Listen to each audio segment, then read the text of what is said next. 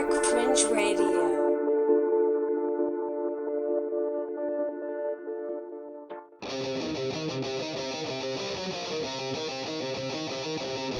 Coming to you live from the Mistopheles Studios, it's Dark Fringe Radio.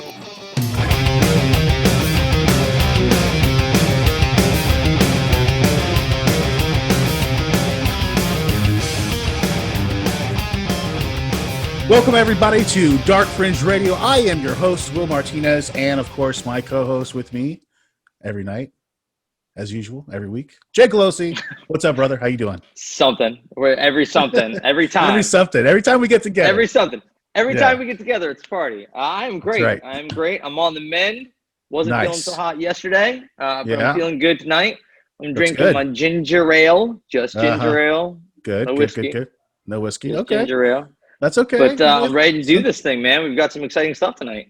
Yes, we do. And Happy New Year to everybody. This will be coming out right after the New Year. So we wanted to tell everybody Happy Holidays and Happy New Year to everyone. And hopefully 2021 will be a better year for everyone involved, because 2020 was a shit storm. You know, it was a shit storm, bro. Shit It was show. bad. It's Yeah, a it fucking was. dumpster fire shit show. Yeah.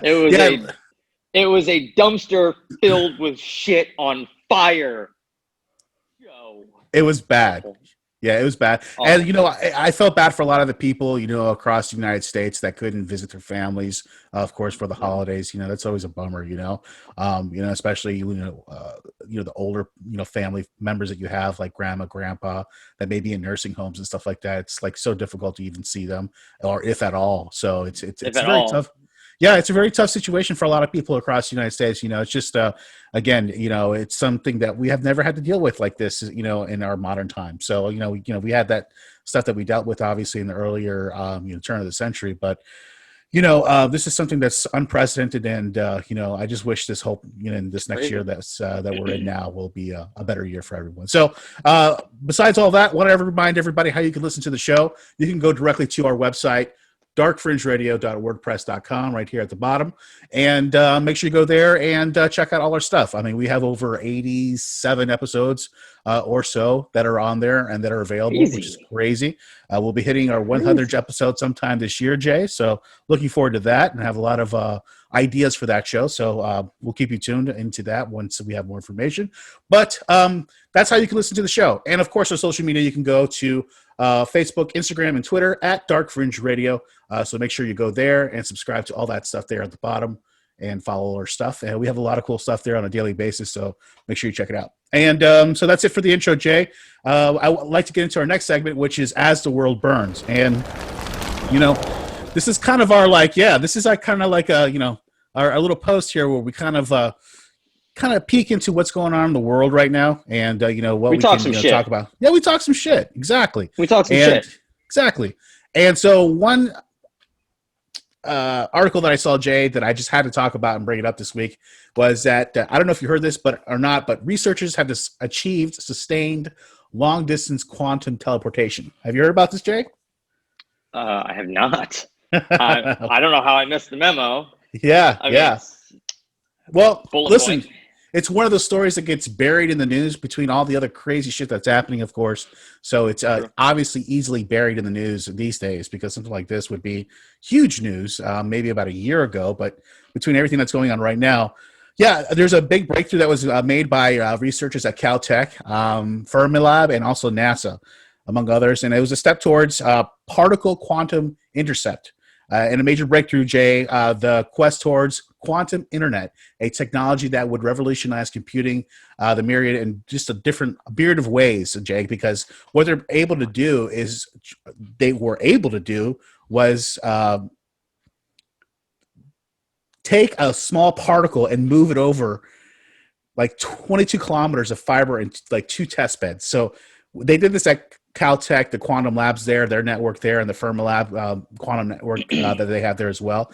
A team has been working on it since early 2020.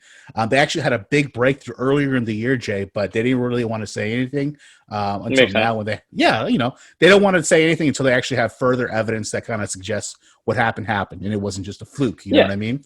So Yeah, that's yeah. what they have to do. There's tests and measures to this stuff. So so when they finally did it, the team was elated. Of course, they were very proud for achieving this high quality record breaking result, and it was just amazing, Jay. And so this is like probably one of the first steps, and to be able to teleport things and to have a network that is beyond different dimensions, and where we wouldn't even need like a internet where we would have let's just say servers and things of that nature. We'd be able to feed in for information to different pockets into the quantum universe. Pretty interesting stuff. Super interesting stuff. Super. Yeah, right? Amazing particle, 22 kilometers. Yeah. Not that I know what that is because I'm American.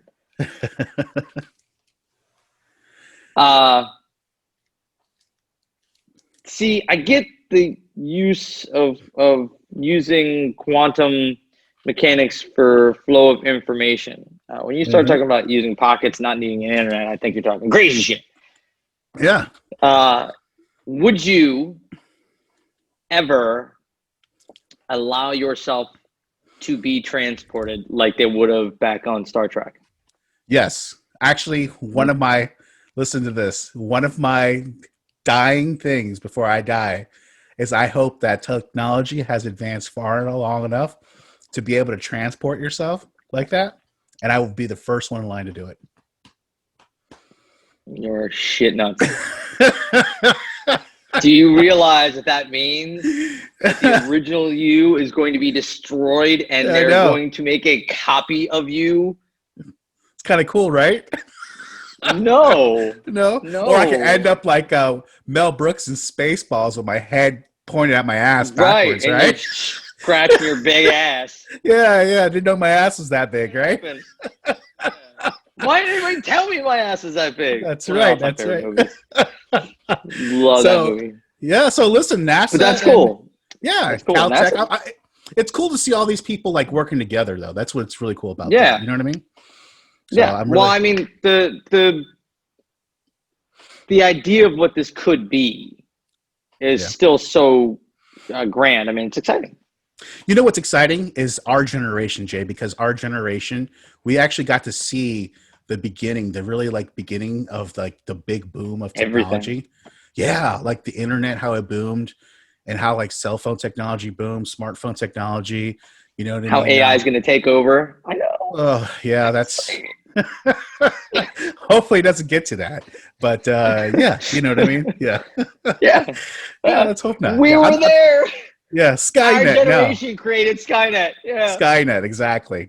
So that 60s had Woodstock and weed and LSD and just free sex with no venereal disease. And what's up? We got tired of ordering shit at McDonald's, so now we're having robot overlords. Yeah. Well, it's funny because a lot of people on social media started, commenting on this, and they're like, you know how people are on the internet. They're just very tongue in cheek about everything. But they were like, hey, by the way, should we sign up for a quantum internet provider? You know what I mean? So they were saying that to the people at Caltech and NASA. Get in while it's cheap, man. Get in while it's cheap. Yeah. Well, no, their quote was saying, hey, listen, we need a lot more work to do. There's a lot of R&D to do, and it's a lot more, rudimentary at this point. So a lot of work needs to be done. They're all being serious. They're being serious. They're all being very serious. We're obviously fucking around. Yeah. Well, Jay, it brings us to our next story that I want to talk about here as the world burns. This is actually more of a, informational kind of thing, but it was something that I want to bring up. David Gordon Green, Jay, the guy who directed the new Halloween remake about 2 years ago, 2018, or 3 years ago now. He's actually in talks to direct the Exorcist sequel. So there's going to be an Exorcist sequel, be coming out here. That's probably a tough one. Yeah, and it'll be coming out here the next couple of years.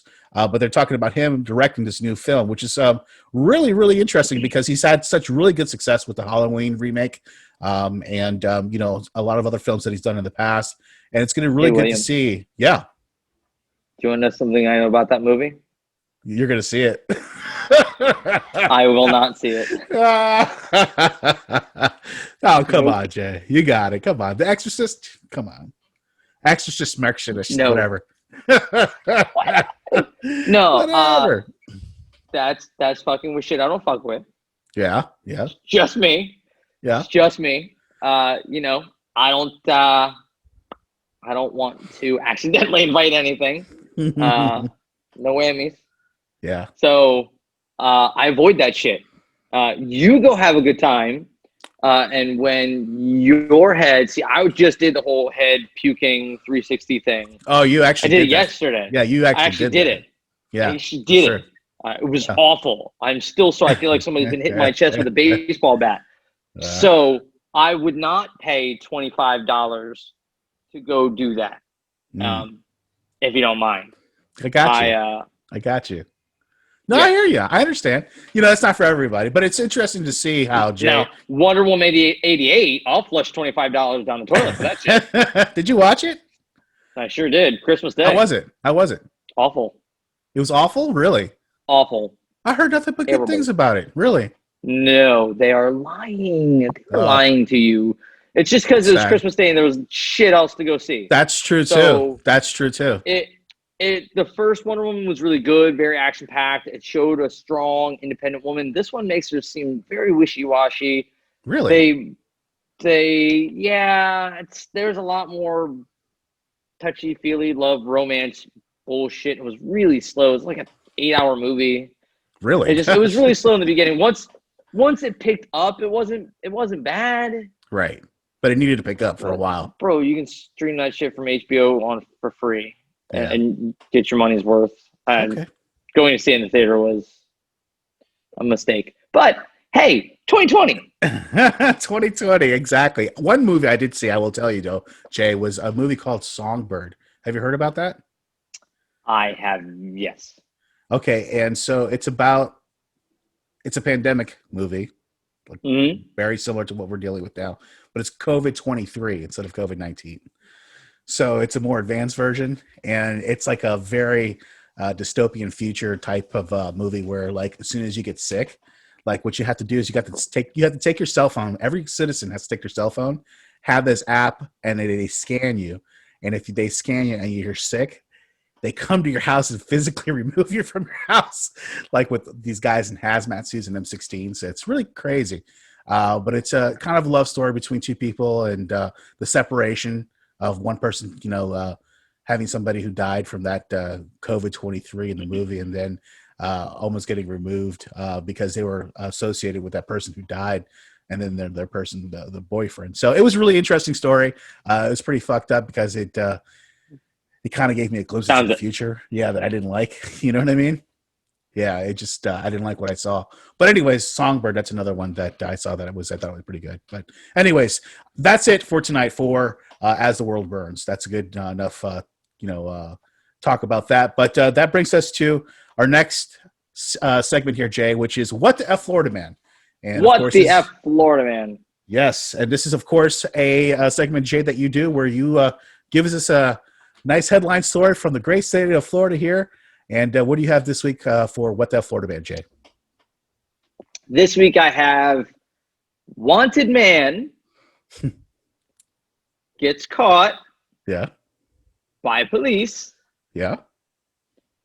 while streaming Facebook Live. This is actually a common thing now, more and more. You see that, right, Ajay? I do see that it's more and more common, and it does not make it more and more special. No, it does not. It just means it's common sense is not common, William. It's not. It's a fucking shame. If you're wanted and people are looking to arrest you and go throw you in the clink, don't stream Facebook Live showing them where you're at. Yeah.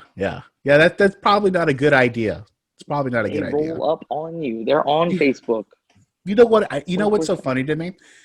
I never understood those people who post on social media.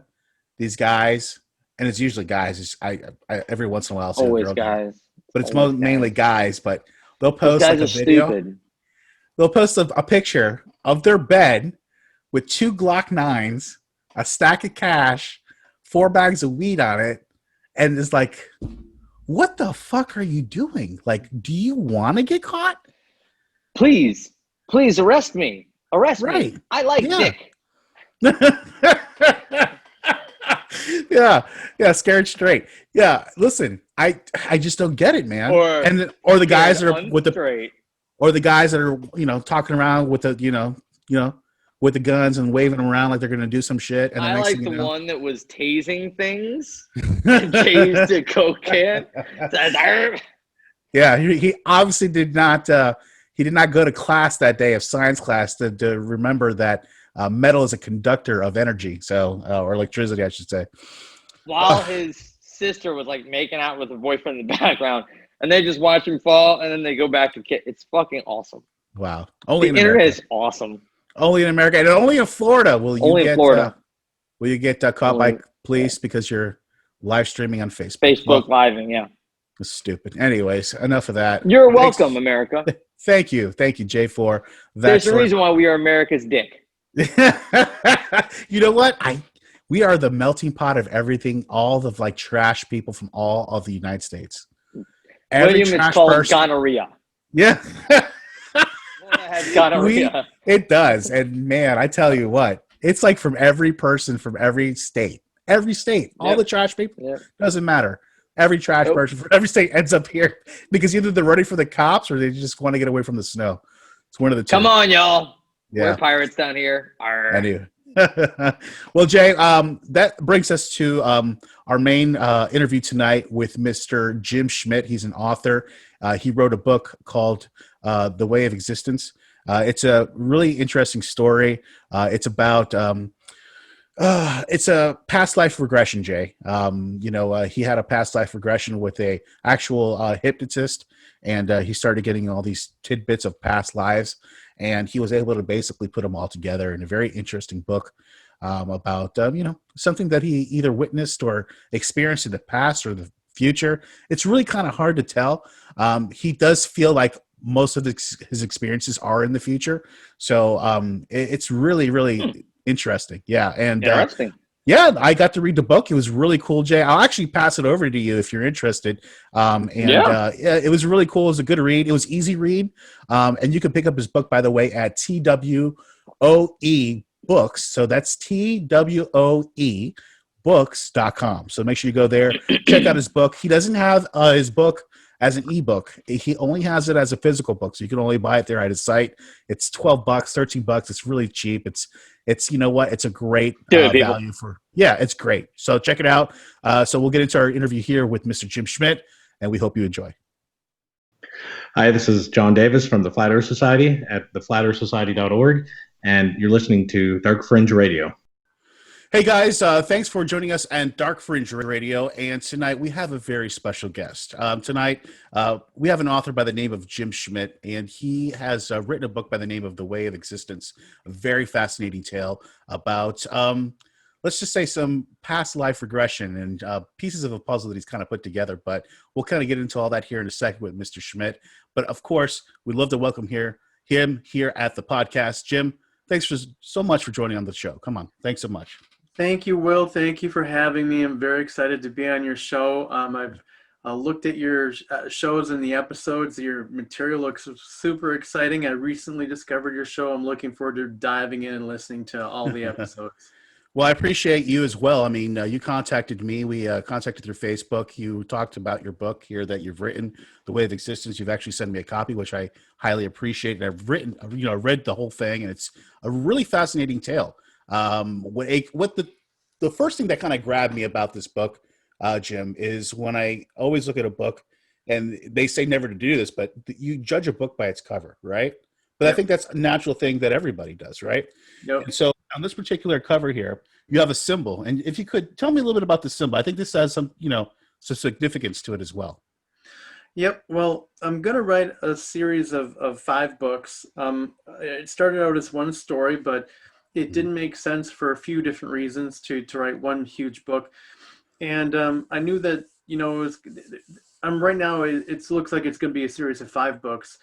And, there's a few other reasons, but, I thought it would help to just have one clearly visible symbol that people could see, even from like a thumbnail or something, to see, oh, there's that symbol, and they would know it's one of the books in the series. And what it represents is It's a completely original symbol. I kind of made it up. It's meant to be kind of close to the mathematical symbol for a mathematical function. And what it represents is, well, I guess we'll just jump right into this. The way that most people, not everybody, I'm really not talking about any new ideas here. They're really old ideas that just kind of see them in a different way than a lot of people do. But I would say most people in our what we call our modern world view reality as a balance of equal and opposite, equal opposites, you know, balance and counterbalance, like light and dark, good and evil. Yin yang, right. Yeah, yin yang, existence and non-existing. And all of those do, you know, those are, there are those equal and opposites, but it within, they exist within a whole. There is a whole that contains all of that. And really the you know, the story is true. They are my past life memories, or part of them. And but the idea that I'm trying to get it across, one main idea here, there'll be other ideas in the following books, but in order for them to make sense, we have to start at the beginning, and we have to start looking at reality in a different way. Okay. And reality is not just good and evil, light and dark. It's not equal and opposite counterbalances. Reality, if you want to talk about it, the way I like to think about it, as a mathematical function, because mathematics describes the universe. Okay, it sure does. And the part of mathematics that describes reality, just in the most basic terms, is that mathematics would say that reality is a function with a range from 0 to 1. Okay, so the lower limit, I'm not sure if you ever took calculus. I'm sure a lot of your listeners have. So you and a lot of your listeners are probably familiar with the idea of limits. Okay, right. Now, if you take that function to its lower limit, it's 0, and that's what I would call non-existence, or not existing at all. Okay. Now, if you take that function to its upper limit, it would be 1, and that's what I would call your existing. Something exists, we would say it's real. What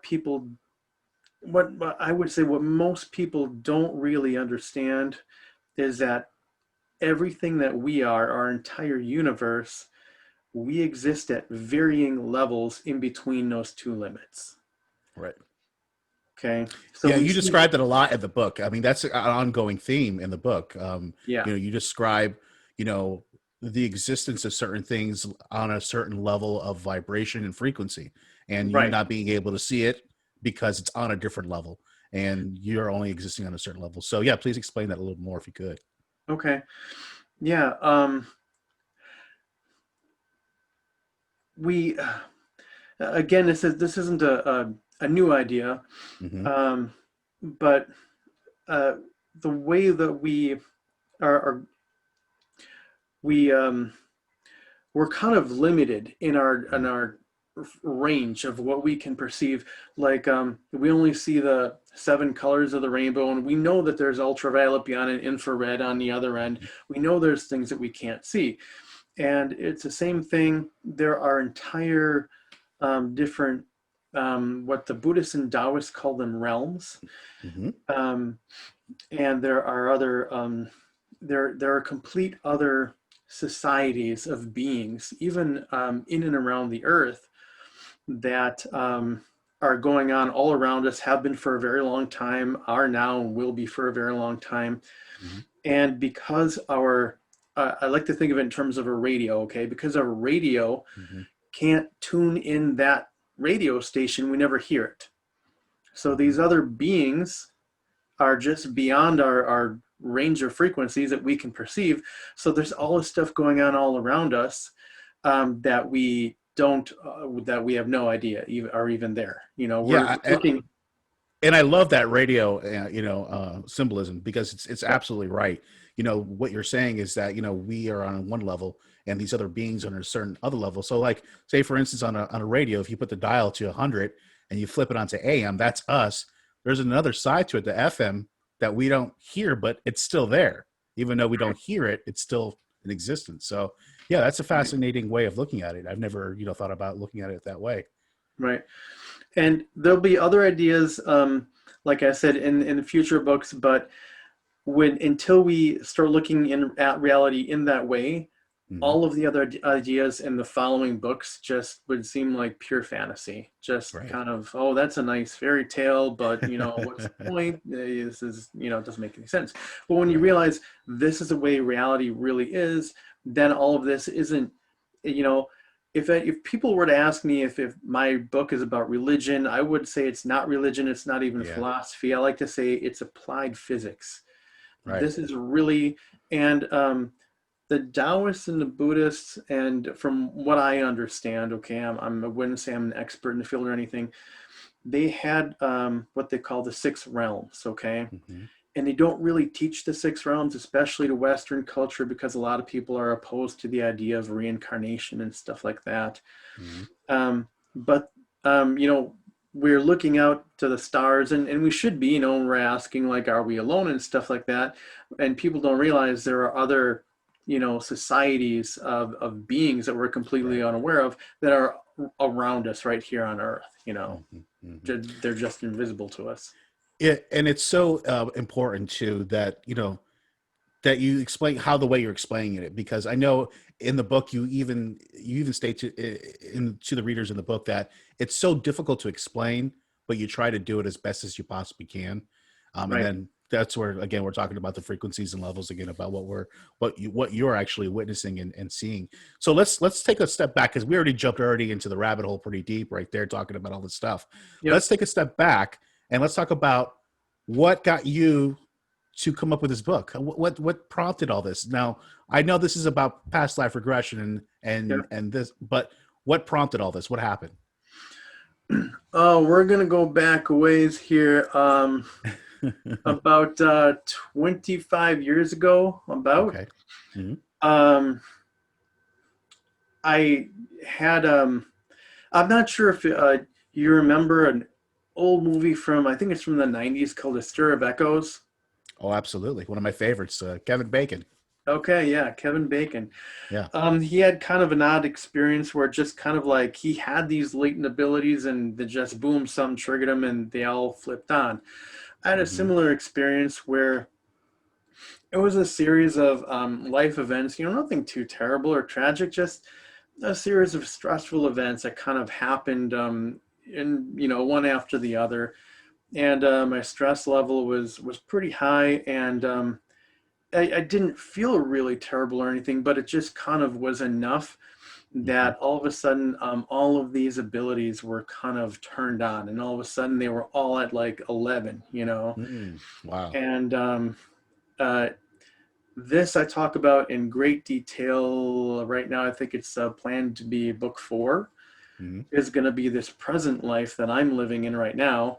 And I'll talk about, there's a period of about 2.5 years where I had these abilities turned on quite a bit. And interesting story, I ended up finding a school of ninjutsu that has an unbroken line of masters for over 1,000 years. And I knew it was a school I was looking for, because as soon as I walked in, I had been going to this school almost every night for a year in my dreams. So I walked in and boom, it was it. And while I was there, a lot of interesting things happened there. But my sensei's friend was very talented Native American spiritualist, and she did a past life regression for me. And during this time, I was having all kinds of visions and dreams and things that were constantly going on. And it was like a dream in that even when I would see like a short clip of something, it's kind of like if you have a dream about people that and you see the person and them and a lot about them. And even though you're only seeing a few seconds of a dream, how they feel in that dream, what just happened to them in that dream, what they're going to go do, even though there's no reason for you to like really know that. It was kind of like that. So I was having constant dreams and visions for like 2.5 years. And I just got a lot of information downloaded. So when I got to the past life regression, she pretty much just said, everything you've been remembering is correct.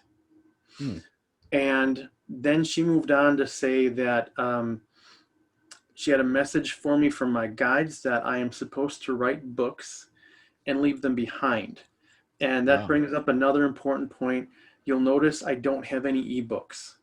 I'm just publishing paperbacks. And the reason for that is with ebooks, I mean, I have yet to hear of anybody say, hey, my aunt passed away and left me her entire digital media collection. People just don't pass it doesn't on. happen. Yeah, it doesn't. They don't. And, you know, let's say, you know, Will, you're a smart guy. You have a lot of information to share. Let's say you write a book and a million people download it. But, you know, and within 50 years, most of them pass away and it's gone. Does it really exist? Lost, right. You know? Yeah. People laugh about, you know, the Mesopotamians carving things onto stone tablets, but we still have those stone tablets 6,000 years later. We know what happened in court cases, you know? Right. So I'm just doing paperbacks, and they're all printed on high quality paper, acid free. The idea is that they will be around long after I'm gone, because she was very specific and saying that she actually said I was supposed to be born later on, but I volunteered to go first. For whatever reason, I don't know why I did. I volunteered to go ahead and write these books down and leave them behind, to make it easier for other people like me who came after me to adjust to being here. And other things too. And then hopefully, you know, help people who are here now. And it's, I really want to try to, you know, help these books help people in whatever way they can, you know. I'm not sure. So what I'm kind of understanding here is that, you know, you had this past life regression session with this, you know, very talented person, and, you know, she basically she validated everything that you thought, right? Pretty much at that point. So is that when you just started writing and you just figured out, listen, this is when I got to start doing? That's what I thought would happen. You would think, right? Right. That, whoa, I better get on this. It seems pretty important. I tried writing. It was terrible. I couldn't think of anything to write. And, you know, my guides would be giving me nudges and hints. And by the way, you know, lots of people have different abilities, and people's abilities are different for everybody. And for me, they might be different on one day than they are the next. Okay. So I rarely actually hear voices. Most of the time it's just gentle nudges. And actually, if I do hear a voice, it's probably like, wow, you guys actually, well, this is important. What's going on? Okay. This is a major thing. Yeah. It's a gentle nudge. It's an idea that pops into my head. It's like, I'm pretty sure about something or this or that. And if I keep getting it wrong, then they'll turn up the volume and let me know what I've been missing. Yeah. But, they actually were kind of giving me gentle nudges and hints like, not yet, not yet. And actually there were, about 15 years after that, where I eventually understood that I wasn't supposed to start writing yet because I wasn't done experiencing what I was supposed to write about. Yeah. And I had, over the years, I've been fortunate enough to have many talented spiritual teachers. And one of them told me, one thing she used to say is that you do your spiritual work in your 30s. Okay. So in my 30s, I kind of went through. That is so true, though, for a lot of people. For a lot of people, it's in their 30s. Yeah. So in my 30s, I went through this thing where kind of I would go through a phase where I'd focus on myself and do some self-development. And then I would kind of get like, I hate to use the word like homework assignments because it's far more important than that. They'd point me to someone who I could help in one way or another or something like that. And I would learn something from it too. And we would both grow and I would move on. And, and eventually by the time I turned 40, they were like, okay, you should start to think about writing now. And about 5 years after that, they got really serious and said, okay, you really need to get serious about writing these books now. Okay. Right. So I got serious about writing it. And at first I started to write the story and I realized it was going to be a really big, long book and it was going to take forever to write while I'm working a job and supporting myself and all that. So I broke it up into smaller books, and, I just finished it off. And like a lot of people, I lost my job because of COVID, and I was off for a long time. And during that time, I actually was able to finish the book and do some self-editing here. And, of course, like all books, I still have some, typos and stuff to work out. And, but they kind of, I don't think it's coincidence that this book is being released now, because I actually finished the first draft in late 2019. And I was like, well, let's get this wrapped up and get this thing published, right? And that was before COVID hit. And still they were like, no, just sit on it for a couple, just, enjoy the holidays, relax. Right. I'm like, okay. And then the whole COVID thing started in like January, February, March, and stuff like that. So I don't think it's a coincidence that the book is done now. I think that's when they wanted it to be done.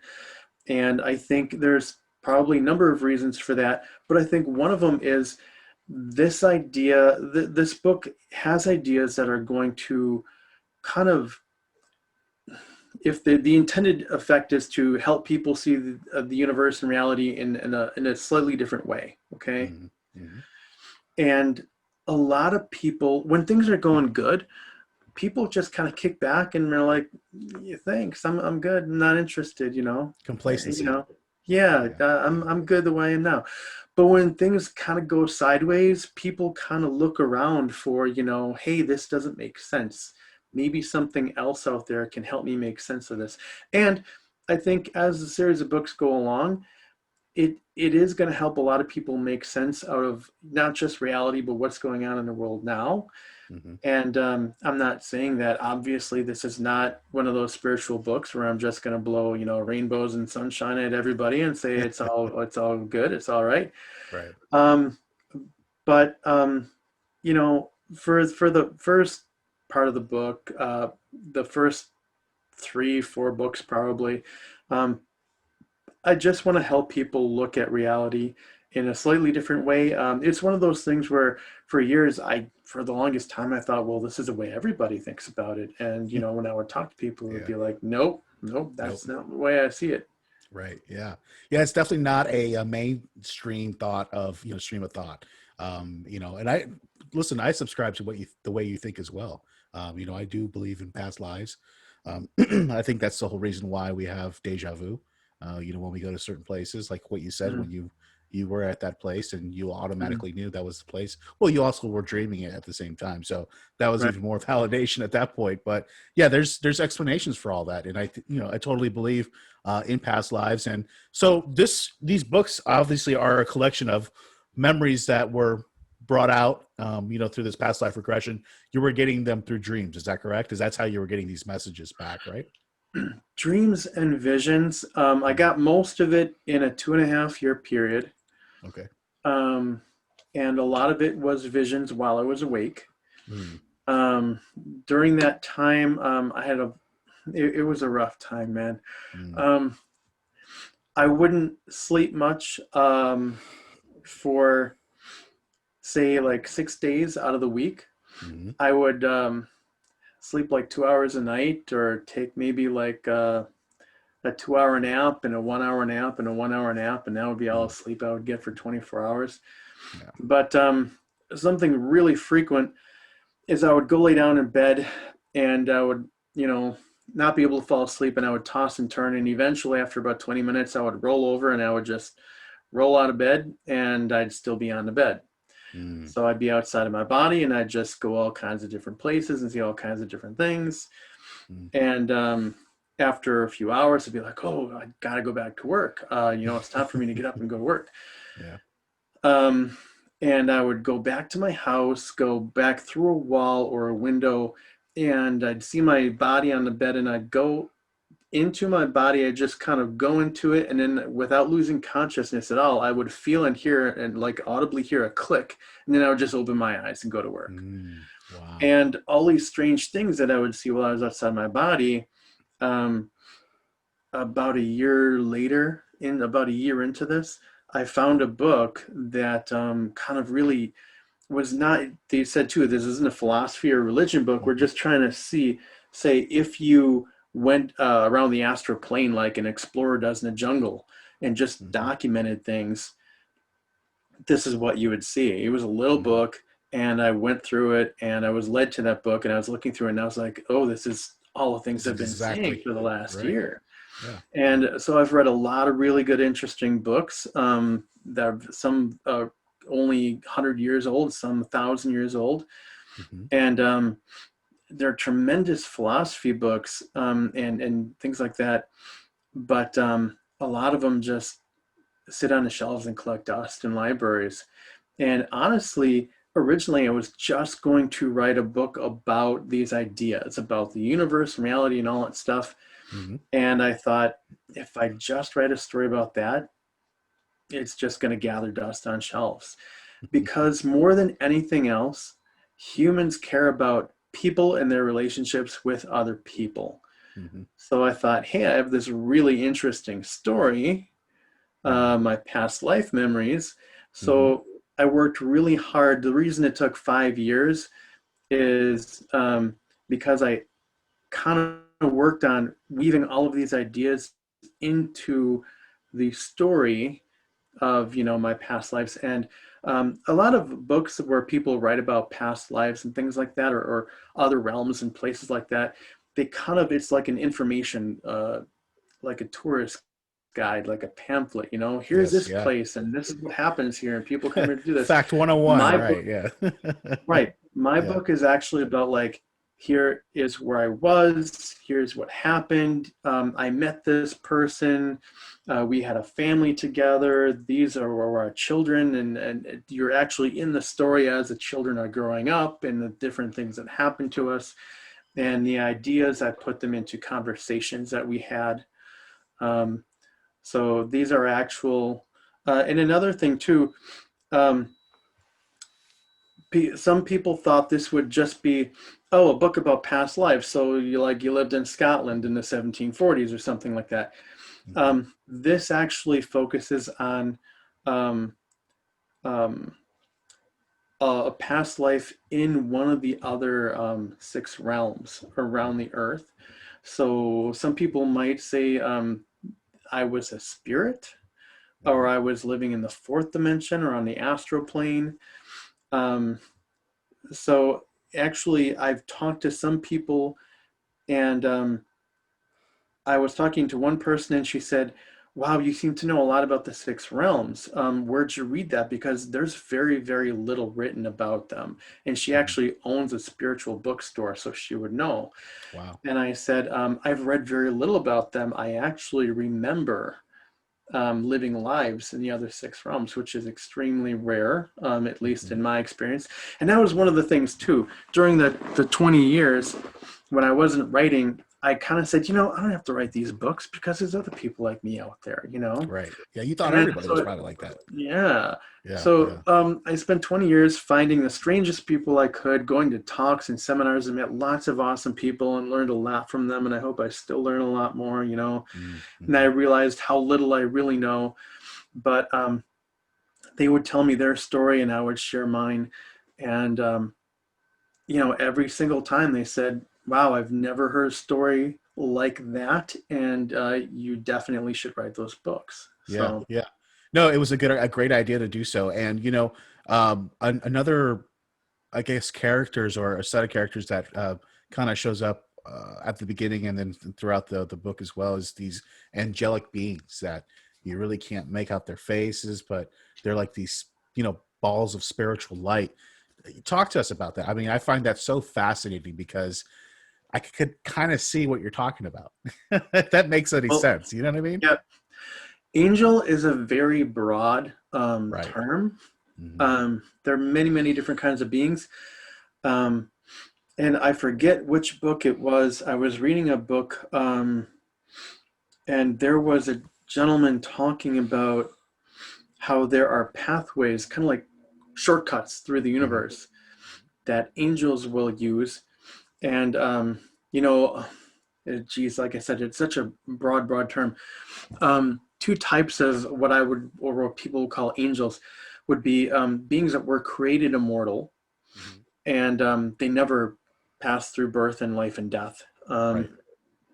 And then what people would call ascended mortals, people who were mortal and they've now gone beyond being mortal. And it's not to say that they don't ever leave their bodies. They will leave a body and be given a different body when they go to a different planet for a different mission or something like that. But this gentleman was talking about how he was, obviously he was a very spiritually advanced person, and he would go and meet some of these angelic beings from other parts of just our universe. And there's other universes besides ours. And he would say that he couldn't get into explaining them in that book, but the one thing he just said to keep in mind is that the words, I always remember, the words he used was that they are unimaginably different from you and me. Right. Even beings from other parts of our universe. You see all kinds of shows about angels and aliens and stuff, and it gets kind of old because they're all the same. And we're really limited in what we know about angels and aliens and stuff like that, because beings from other parts of our own universe, they're so different we cannot even begin to imagine what they're like. But some of the beings that I've encountered, like in the book I talk, some of them are just kind of like balls of light that don't really talk, and they're really nebulous, and they don't really have like a clearly defined solid body. And others are just kind of like, what a lot of people think of, the stereotypical kind of like white light and flowing robes and stuff like that. In the book there's a couple that shine blue light, and then there's another one that I encounter, and this one was an ascended mortal, and she has much more clearly defined features. And I do hint that by looking at her I can tell a lot about her, knowing that she is an ascended mortal, because a lot of the characteristics that you bring with you are kind of like a roadmap of your experiences before you became immortal. A lot of people look to spiritual things like this and kind of go, hey, things are rough down here. I want the easy way out, get me out of here. Right. And people kind of forget that we're in the gym right now. We're lifting the weights. We're going through the pain. And the result is the stronger, bigger muscles at the end, beings who have ascended from a mortal life that had challenges in it. They have different kinds of strengths that beings who were created immortal never know. And that's a blessing that we're able to go through that, Absolutely. Listen, it's just extraordinary to me that you were able to, and this is a question that I have for you. How are you able to piece all this together? I mean, this must have been painstakingly, a horribly just, hard thing to do, to go back and just kind of figure all this out. How did you do that? How were you able to do that? I had a very difficult time functioning during that 2.5 years. Right. I had a part-time job in a kitchen in a restaurant. I should have lost that job 2 or 3 times over. I had a great manager there who was very understanding, and he kind of cut me a couple breaks here and there. Yeah. But really, to be able to put it together, and there's too much to get into right now. Like I said, this will be book 4 is what I have planned, but it didn't kind of just happen to me. I mean, there were hints and things like happening, but I did come to a point where I kind of let go, and I said, okay, whatever else my life would have been, I'm giving my life over to whatever it could be to go down this path. Okay. And a lot of information came to me, and there were things like, I've read that if you, there are many ways to use your third eye here. And one of them is that you'll see things greatly magnified. That would happen to me completely out of control. I mean, this was not like, a lot of people think like it would be cool to have these abilities like a Swiss Army pocket knife. You can pull it out and use it whenever you want and just put it away and go back to being you. Sure. But there was no in between. It took over my life completely. As far as relationships, friendships, even holding down a job, it was really, really difficult to hold anything together. I would walk to work, and all I did was I would walk down about a block and a half, make a left turn, and then walk straight for about a mile. Okay. And I was having a really rough day, and I'm like, I got to go to work. Made it down the block and a half, turned left, and that whole mile, I could see street signs a mile away, and I could read them. And they were over a hill. A hill. I was seeing over the hill a mile away. And I knew all I had to do was walk straight, but I kept making turns and going in circles. And eventually I found a payphone, because this was long enough ago that there were payphones. And I called my manager, and I'm very lucky I got this guy. I'm like, hey man, I'm having a really rough night. If I came in, I don't think I'd be much good to you anyway. He's like, okay, I'll just mark you down as you're calling in sick. Take it easy. And it took me a while. I know where I was. I was only about 4 or 5 blocks from home. It took me a while to get home from there. Later on, I found a book that said another thing, if you are using this third eye, is that you can see things very far away as if they were very up close. You can see around corners, over hills, stuff like that. It also says that things that look straight, that should be straight, will look curved. I didn't know any of this. I didn't know how to handle it. So I was just, I was like, my mind was kind of very, very open, very open. I was getting a lot of information. Right. And even then, I just kind of put it together, because a lot of people will have dreams and they'll be like, I don't know what they mean.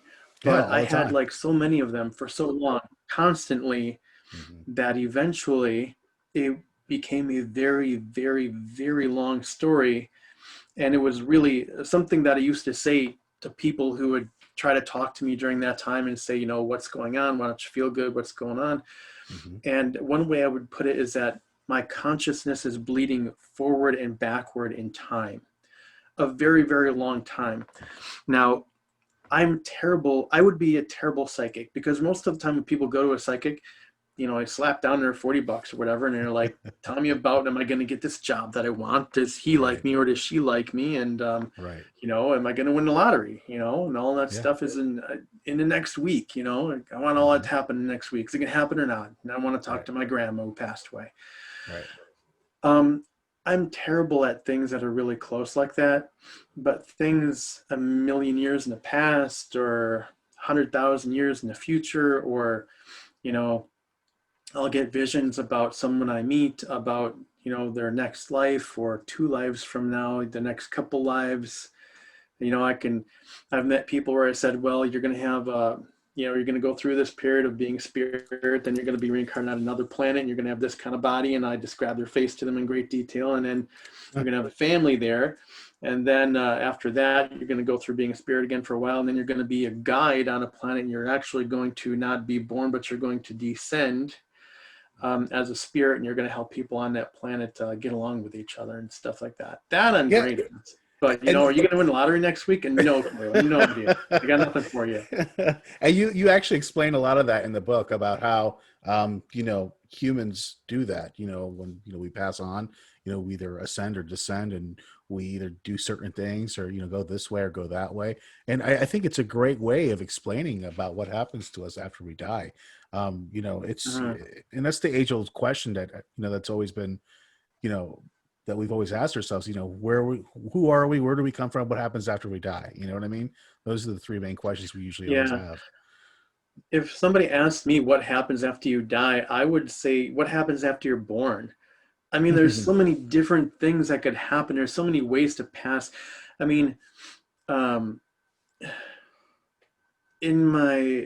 think it was in my 20s, my guide spent a few months working with me about showing me all the different, or not all, but many, many different ways that people can pass from this life. There's just so many different ways that you can't imagine them all. And what happens after that, kind of, rather than focus on that, kind of one of the main points in this book is a lot of what happens is up to you. It's up to you, right? Make a choice. But the thing is, a lot of people are being tricked into not making a choice at all. And if you don't make a choice, the default decision is that you don't go on. You just kind of go back to zero, and your energy is just kind of given back to the universe. And there's nothing wrong with making that choice if that's your choice, but there's so much more out there to learn and see, and you don't have to make your final decision now. You can change your mind. You have longer than you can possibly imagine right now to change your mind along the way, but you have to choose to begin now. That's Again, kind of one of the main points I try to hit home over and over again in this book, is because right now people of the world we live in, they're like, well, show me proof. I want proof of the afterlife. Well, there is no proof. And another big thing I try to, hit home again and again in this book is that our science is showing us this. When scientists do wave or particle experiments, they're showing that the experimenter is finding whichever one they expect to find. If they expect to find wave, they find wave. If they expect to find particle, they find particle. Not only that, they can run the experiment, and then the experimenter, the observer who goes and looks at the experiment, they don't make up their mind for a week which they want to find, and they find whatever they expect to find. So they're showing, again, you can't call it proof, but we have repeatable scientific evidence that consciousness affects a physical event that happens a week in the past. So that consciousness is transcending not just space, but actual time, even backwards in time, to affect the physical universe. So that's the kind of power that human consciousness has. And, I'm just trying to say that it's kind of a trick question, that we're not being given this information. We're not being given the information that we have this choice to make, and that's kind of one of the big things I'm saying is to people, choose to begin. You can change your mind later on if you want. Choose to begin learning. It's like we're asking the wrong question. That's basically what we're doing. Exactly. Another thing I mentioned in the book too, people pray, but when we pray, when we do bother to pray, what are we praying for? I'm sick. I need money. I need something. Help me, Right. And I say one of the things that we should be praying for is, should I choose to begin my eternal existence or not?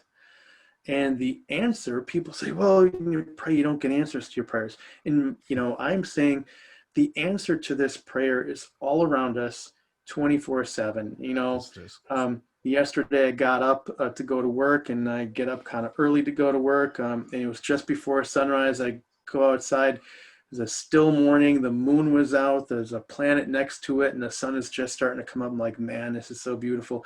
Those are like little hints, little previews.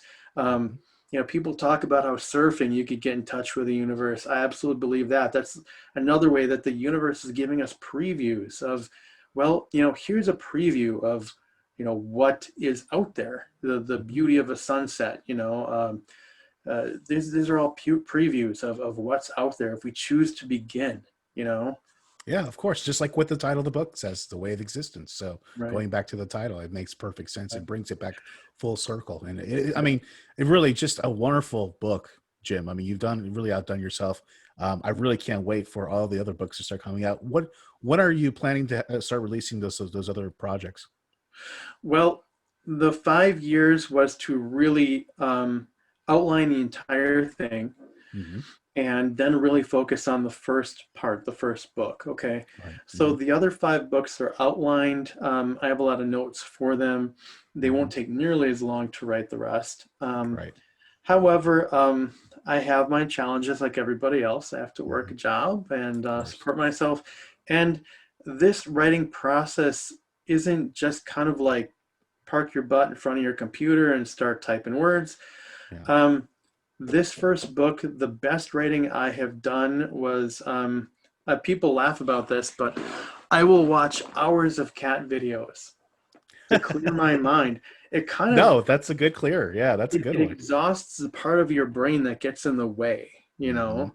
Mm-hmm. And um, I do my best writing like between 2 and 4 a.m. Mm-hmm. Because I'm not just pounding down the words, I'm still like connecting when I write Right. these books. I'm still connecting, and I work with guides, and they're like, I'm like, should I write that? And my guides will give me nudges. No, don't say it like that. Say it like this, and stuff like that. And it's a challenge because I'm trying to reach as many people as I can, Mm-hmm. while still preserving the message, the integrity of the message, and things like that. Right. But it shouldn't be that long. Right now, the last few months, I've really just been focusing on promoting this first book Absolutely. and getting some, hopefully, some sales going. I hope some people are interested in the book, and that'll provide me with some. The interest will provide me with some motivation and reason to really focus and get the other books done. But I expect them to be nice, like this one, nice, short, fast, easy read. And it shouldn't really take that long. I'm gonna say within a year, I want to have the Mm-hmm. second book done That's for wonderful. sure. Yeah, yeah, yeah. And then within a year for every book after that, hopefully Mm-hmm. they'll go faster after that. That's awesome. Listen, I hope so because after reading this one, I'm literally looking forward to the next one. We definitely have to have you come back on and talk about the next one. But, just a fascinating tale, a fascinating collection of your past life memories.